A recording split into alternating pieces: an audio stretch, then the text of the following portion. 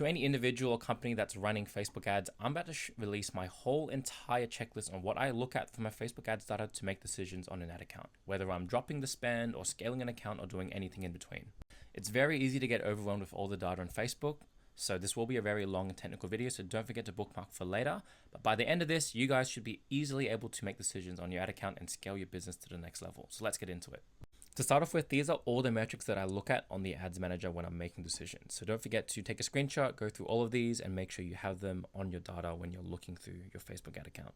For those who don't know what hook rate is, essentially it's a percentage of people who view your ad and watch the first 3 seconds. And this is the formula that you can copy above to make a custom metric. And this one here is the hold rate, which is the percentage of people who watch your ad for the full duration. Starting with the easy stuff, when I want to turn off a bad ad, this is essentially what I'm looking for. When any or most of these metrics here are fulfilled, that's how I know an ad isn't performing.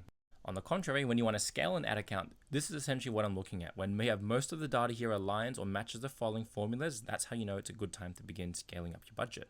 Now here's where it gets complicated. What if you have conflicting data? So for example, if you have bad ROAS but good creative metrics, so like your cost per click, click-through rate, hook rates are all good, what do you do in that situation? Now there are 3 things that I look at. The first thing that I look at is your store conversion rate on your Shopify backend.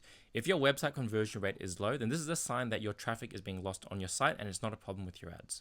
The second thing I'll do is I want to run that same creative on a different interest to see if there's any improvement on ROAS. If not, then that also confirms that it's a website issue.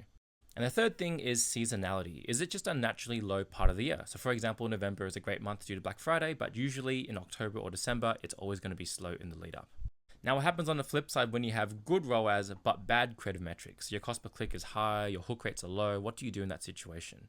The first thing I look at is to identify how many purchases were attributed under this ad set. And the reason being, right, is because if you have only one sale that's been made recently, then I usually call this a lucky sale. It hadn't had enough time or data to really make a decision there. The second thing to look at is your CPMs, which essentially is your cost per 1,000 impressions. If your CPM is high, then naturally all your creative metrics are going to suffer. So try to duplicate it, change up the interest or broad to see if there's any reduction in CPMs, and that'll usually improve your creative metrics. And the last thing you do is that you want to check if your cost per add to carts or initiate checkouts are high as well. Usually if they're high, then it does mean that your conversion funnel is quite expensive and you want to try and drive that cost down as much as possible. Usually good creative can solve that, but otherwise if it's quite cheap, then generally speaking, it's a bit too soon to make a decision.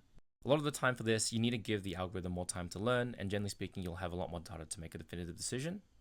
And that's essentially how I make my decisions on the ad account. Sometimes you'll have it easy, sometimes it gets complicated with conflicting data, but a lot of the time it's either the website or needing to give it more time. But if you found it helpful, don't forget to drop a follow and follow for more.